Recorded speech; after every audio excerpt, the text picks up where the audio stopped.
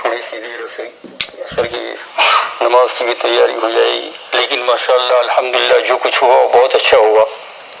آپ لوگوں نے سیرت کی باتیں اور بہت سود مند باتیں اب تک سنی اور بہت بڑا ثواب حاصل کیا۔ درود پاک پڑھتے رہے، حضور صلی اللہ علیہ وسلم نعت سنتے رہے، جو کچھ ہوا ماشاءاللہ بہت اچھا ہوا۔ اور میں تو صرف جو ہے کمزور آدمی ہوں، ضعیف اور ناتوا۔ یہ لوگ کہہ دیتے ہیں کہ بعد میں چل کر ذرا دعا کر دینا، تو انشاءاللہ دعا کر دیں گے۔ اللہ جل شان ہو آپ کی آمین تو فعل میں دعا قبول فرما لیں گے۔ ایک دو باتیں جو ذہن میں آئی وہ عرض کر دیتا ہوں صرف تھوڑی دیر کے لیے۔ حضرت شاہ وسیع اللہ رحمۃ اللہ علیہ ایک بہت بڑے بزرگ ہوئے، 40-50 سال ہو گئے ان کو اس دنیا سے تشریف لے گئے، اور یہ حضرت حکیم الامت تھانوی رحمۃ اللہ علیہ کے سب سے بڑے خلیفہ تھے اس زمانے میں، بہت بڑے بزرگ تھے۔ میں ان کی مجلس میں بارہا بیٹھا ہوں اور بات سنی ہے۔ صاحب کشف و کرامات بزرگ تھے، ہم لوگوں نے جو ہے اپنی نظر سے جو ہے کشف و کرامات دیکھی، بہت بڑے بزرگ تھے، اللہ والے تھے۔ وسیع اللہ ان کا نام ہے، اور یہ اصل ہے مراد آبادی اور مراد آباد کے رہنے والے۔ اور یہ ہے کہ ان کی کرامات میں سے ایک کرامت یہ بھی تھی کہ وہ آخری دنوں میں مجلس جب ہوتی تھی اور میں آخری دنوں میں وہاں تھا، اس لیے کہ وہ بہت بڑے ہو گئے تھے اور میں ابھی کچھ تھوڑا سا پڑھ کر فارغ ہوا تھا، تو ان کی اجازت لے کر ان کے پاس بیٹھتا تھا۔ تو وہ روزانہ کہا کرتے تھے کہ اکثر کہا کرتے تھے کہ تم خاک میری قبر کے اوپر جو ہے وہ پھول ڈالو گے، تمہیں مٹی ڈالنا بھی نصیب نہیں ہوگی۔ یہ ان کا یہ ملفوظ ابھی تک جو ہے موجود ہے، لکھا ہوا، جو حضرت مولانا قمر زمان صاحب مدد اللہ العالی نے اس کو کسی جگہ پر لکھا ہے۔ اب لوگ جو ہے زیادہ پوچھنے کی ہمت نہیں کرتے تھے، اس لیے کہ مجذوب بزرگ تھے، پتہ نہیں کس وقت کیا کہہ دے اور کیا ہو جائے، اس لیے بولتے کوئی زیادہ نہیں تھے۔ بہت بزرگوں کی شان عجیب عجیب ہوتی ہے، کوئی بولتا نہیں تھا، لیکن یہ چیز سمجھ میں نہیں آ رہی تھی کہ کیا فرما رہے ہیں۔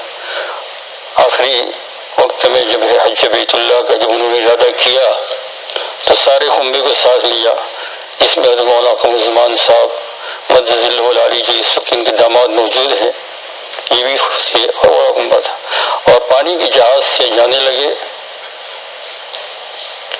حج بیت اللہ، جدہ کا ارادہ کیا تھا۔ تو راستے میں جو ہے وہ ان کی طبیعت بگڑی، جب پاکستان سے آگے پانی کا جہاز چلا تو بہت بگڑی، ایک دن تہجد کے وقت طبیعت بہت بگڑی، تو یہ لوگ سب گھبرا گئے، لیکن ہوتے ہوتے ان کا انتقال ہو گیا پانی کے جہاز میں، اور سارے کے سارے لوگ حاجی تھے، وہ حاجیوں کا جہاز تھا۔ بہت کوشش کی، لیکن آخرکار یہ طے ہوا کہ ان کو جنازے کی نماز یہ سب حاجی لوگ پانی میں ہی پڑیں گے اور پھر دریا میں اتارنا پڑے گا۔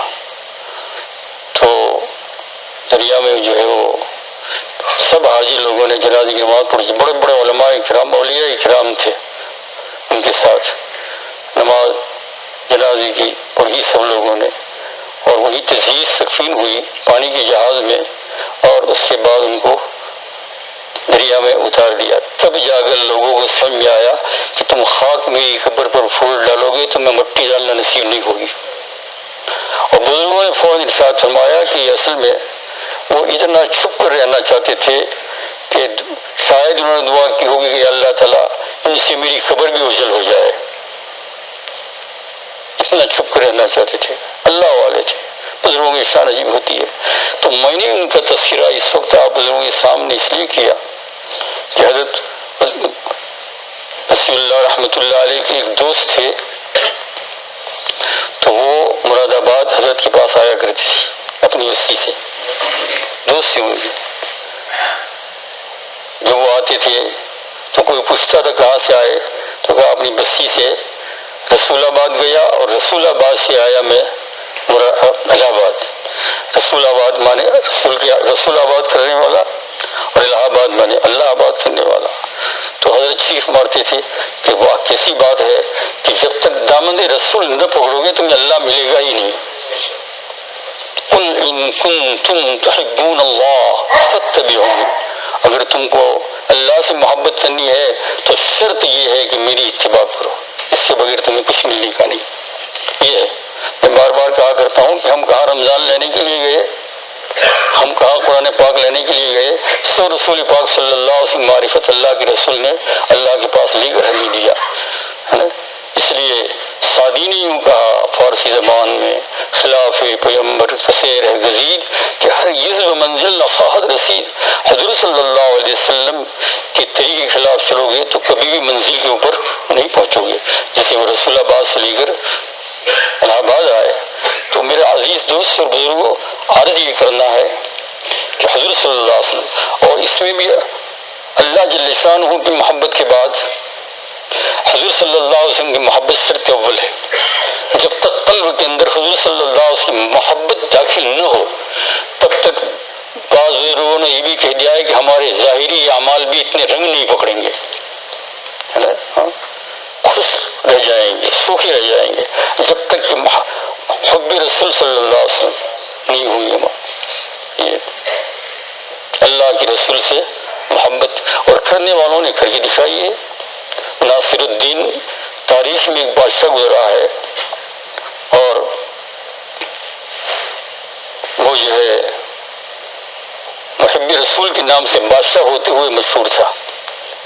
ہاں، بادشاہ لوگ بھی تو اولیاء بھی بادشاہ ہو گئے ہیں کیسے کیسے، جیسے کہ انبیاء بھی بادشاہ ہو گئے۔ سلمان علیہ السلام کو اللہ تعالیٰ نے بادشاہت دی، وہ اتنے حب رسول میں، اللہ کے رسول کی محبت میں ناصر الدین بادشاہ اتنا پکا تھا، اتنا پکا تھا، اتنا پکا تھا کہ حیرت کرتے تھے لوگ۔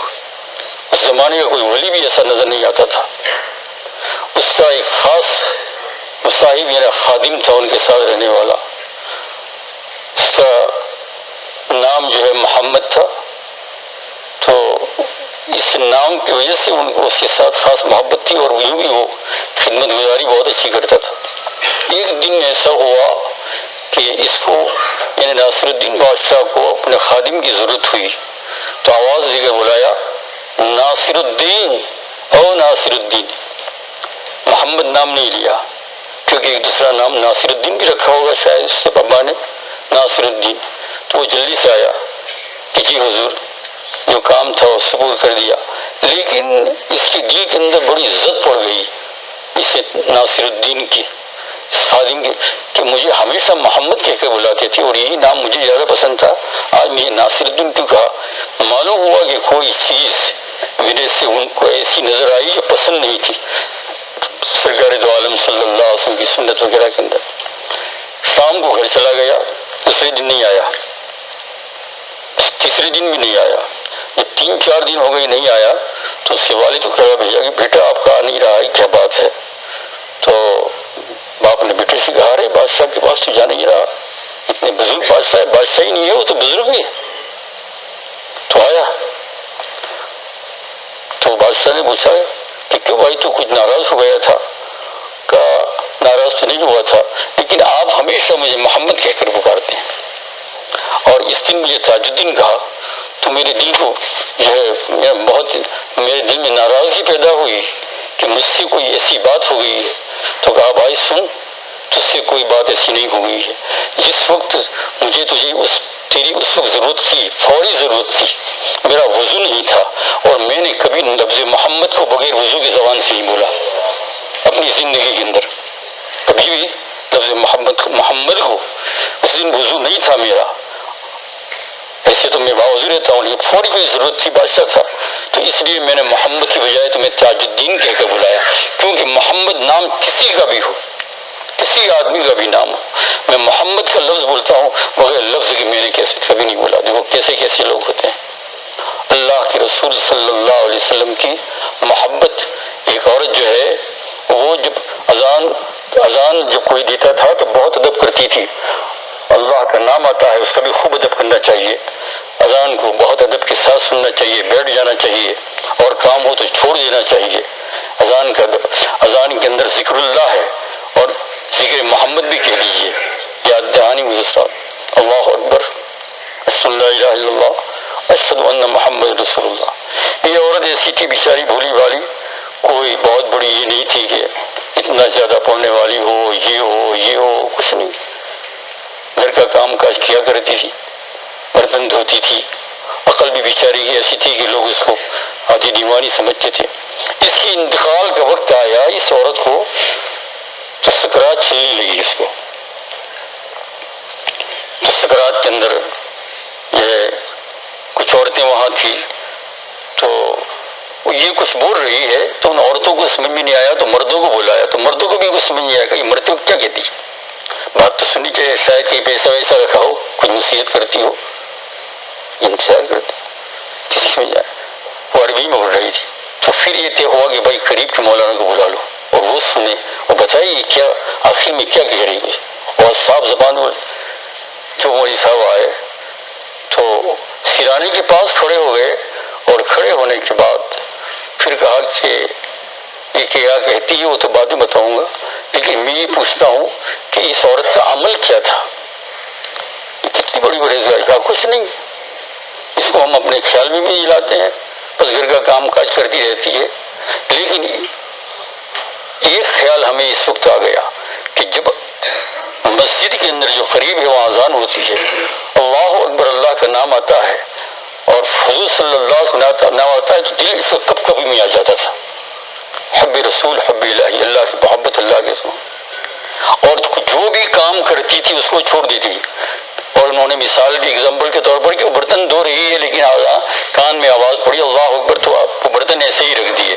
پہلے کے زمانے میں مٹی سے برتن کو مانجا کرتے تھے، تو مٹی ہاتھ میں لگی ہوئی ہے لیکن نہیں کر رہی۔ جب اذان ختم ہو گئی اس کے بعد پھر اپنا کام شروع کیا، تو کہا یہی وجہ ہے، یہ یوں کہہ رہی ہے عربی زبان میں کہ ان هذین الرجلین یقولان ادخل الجنہ، یہ دونوں آدمی میرے سامنے کھڑے ہوئے ہیں، وہ کہتے ہیں کہ تم جنت میں داخل ہو جاؤ، یا ایتھا النفس المطمئنہ ارجعی الی ربک۔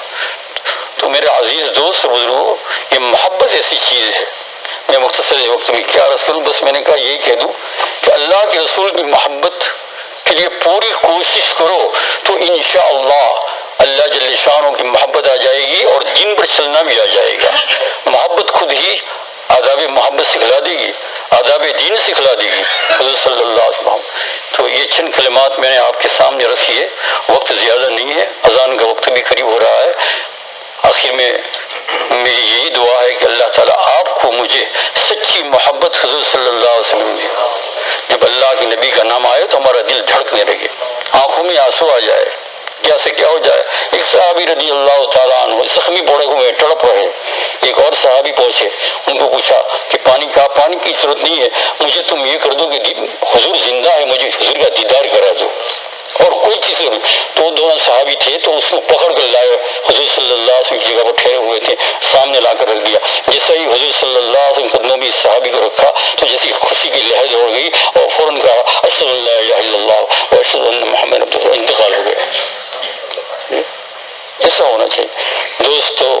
بات تو یہ بڑی لمبی ہے لیکن آخر میں کہہ دیتا ہوں، اللہ جل شانہ کی محبت کے ساتھ اللہ کے رسول کی محبت انشاءاللہ یقیناً 90% نہیں 100% بلکہ اس سے زیادہ اگر کوئی کہتا ہو تو یہ انشاءاللہ عند الموت بھی کیا ہو جائے گی، کام آئے گی۔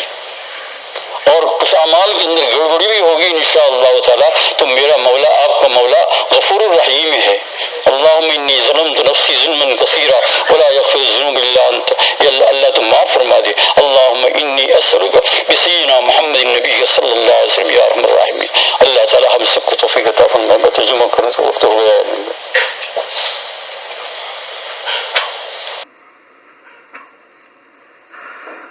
Bismillah ar-Rahman ar-Rahim. To begin, our respected Sheikh spoke about a great scholar that passed away many years ago by the name of Sheikh Wasiullah Rahmatullahi alayh. Hazrat had the great honor of spending time with him, and he spent time with him near to the end of his life.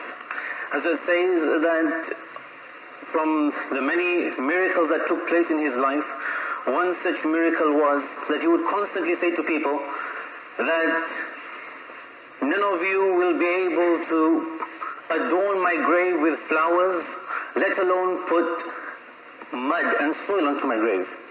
People didn't understand this statement of the Shaykh. However, it came a time when the respected Shaykh was making a journey for Hajj. And whilst on the journey via ship, it so happened that he became ill. And during this illness, he worsened and the Shaykh passed away. And it was at that moment that people came to realize what the Shaykh had said and why he said it. And it was decided that the salah will be prayed or will be read on the ship and he will be lowered into the sea. Many scholars said that the Shaykh wanted and desired to conceal himself and seclude himself to the extent that he may have made this dua that, oh Allah, seclude and conceal my grave from people too. Hazrat says that this Shaykh, he had a student and a disciple of his who would constantly come to visit the Shaykh. And he would come from a place called Muradabad. And when he would come, people would ask him, where have you come from? So he would say, I have come via Rasulabad to Allahabad. And when he would say this, the Shaykh, he would cry and he would say that until a person does not hold on to the Messenger sallallahu alayhi wa sallam, he will not reach his objective of Allah subhanahu wa ta'ala. Hazrat says that until we do not ingrain the love of the Messenger sallallahu alayhi wa sallam into our hearts, those a'mal and those obediences which we do in our apparent state, it will not be of any color whatsoever. Hazrat gives an example of the love of a great king who was extremely pious and he was known to be an extreme lover of the Messenger sallallahu alayhi wa sallam. He was lost in the love of the Messenger sallallahu alayhi wa sallam. He had a servant by the name of Muhammad, and his father had also given him another name of Nasiruddin. It so happened that one day the king, in an extreme need, he called him by his other name, which was Nasiruddin. So the servant came at the service of the king. However, he was quite upset. And he was upset at the fact that the king normally calls me by my name of Muhammad, and today he has called me with my other name, which I don't like people calling me with. There must be something which has upset the king for him to call me by this name. So the day after, and the following day, this servant didn't come into the presence of the king. The king wondered why he is not at his service. When he inquired, this servant says to the king that 2 days ago you called me, and when you called me by my name, by other than my name, which was Muhammad. And I felt that I have upset you, for that reason I stayed away from your company. So the king called him closer, and he said that the reason why I did not call you with your name of Muhammad was because when I called you, I was in extreme need. And at that moment, I was not in the state of wudu. And it has always been my habit that whenever I take the name of the Messenger sallallahu alayhi wa sallam, I find myself in the state of wudu. This was the love of the king for the Messenger sallallahu alayhi wa sallam. As it says, Shaykh Sadi rahmatullahi alayhi says that until a person does not have the love of the Messenger sallallahu alayhi wa sallam, he will not find himself to be successful. That is why one companion of the Messenger sallallahu alayhi wa sallam, he is on the throes of death, he is bleeding. And the question on his lips is the Messenger sallallahu alayhi wa sallam present? Take me to the Messenger sallallahu alayhi wa sallam, for I would like to see him before I leave this world. May Allah subhanahu wa ta'ala give us the ability to color our heart to the love of the Messenger sallallahu alayhi wa sallam, and may Allah subhanahu wa ta'ala give us the ability to understand what has been said. Wa akhir da'wan alhamdulillahi rabbil alamin. Bismillahir rahmanir rahim. Alhamdulillahi rabbil alamin. اللهم صل على سيدنا ونبينا مولانا محمد وعلى آل سيدنا ونبينا مولانا محمد وبارك وسلم. اللهم صل على سيدنا مولانا محمد وعلى آل سيدنا مولانا محمد صلاة تنجينا بها من جميع الأهوال والآفات وتقضي لنا بها جميع الحاجات وتطهرنا بها من جميع السيئات وترفعنا بها عندك على الدرجات وتبلغنا بها الصلايات من جميع الخيرات في الحياة وبعد الممات إنك على كل شيء قدير. ربنا ظلمنا أنفسنا وإن لم تغفر لنا وترحمنا لنكونن من الخاسرين. اللهم إنك عفو كريم تحب العفو فاعف عنا. اللهم يا مصرف القلوب صرف قلوبنا على طاعتك. اللهم يا مقلب القلوب ثبت قلوبنا على دينك. ربنا لا تزغ قلوبنا بعد إذ هديتنا وهب لنا من لدنك رحمة إنك أنت الوهاب. ربنا إنك جامع الناس ليوم لا ريب فيه إن الله لا يخلف الميعاد. اللهم اجعله صلی اللہ علیہ وسلم مقبلا علینا ولا تجعله صلی اللہ علیہ وسلم غاضبا علینا. یا اللہ قبول فرما، بیٹھنے کو قبول فرما. یا اللہ جتنی دیر تک یا اللہ یہاں حضرات علماء کرام بزرگوں نے جو بیان کیا ہے مولا کریم ان کو بہترین بلّہ عطا فرما. یا اللہ ان کو بہترین بلّہ عطا فرما، قبولیت عطا فرما. ان سے زیادہ کام لیجیے. اور جتنے لوگ یہاں سامعین یا اللہ سننے کے لیے بیٹھے مولا کریم ان کو بدلہ عطا فرما. ہمارے نقصوں و کوتاہیوں کو معاف فرما. جتنی مرتبہ درشی پڑھائے مولا کریم محض آپ کی فضل و کرم سے اللہ قبول فرما اور عطا فرما. یا اللہ بہت لوگ بیمار ہیں بہت سی جگہوں پر، اور خصوصاً اس شہر میں بہت سی کو درخواست آئی ہے مولا کریم جو بیمار ہے گھروں میں بیمار ہے ہسپتالوں میں ہے یہاں بیٹھے ہوئے لوگوں میں سے مرد عورت بچے بوڑھے اللہ سب کی مغفرت فرما. اللہم اغفر لنا سب کو شفا عطا فرما. اور جو لوگ یا اللہ قریب الموت ہو گئے ہیں مولا کریم ان کا خاتمہ بالخیر فرما. اللہم اغفر لنا وللمؤمنین والمؤمنات والمسلمین والمسلمات. ربنا تقبل منا انك انت السمیع العلیم وتب علینا انك التواب الرحیم. صلی اللہ تعالی علی خیر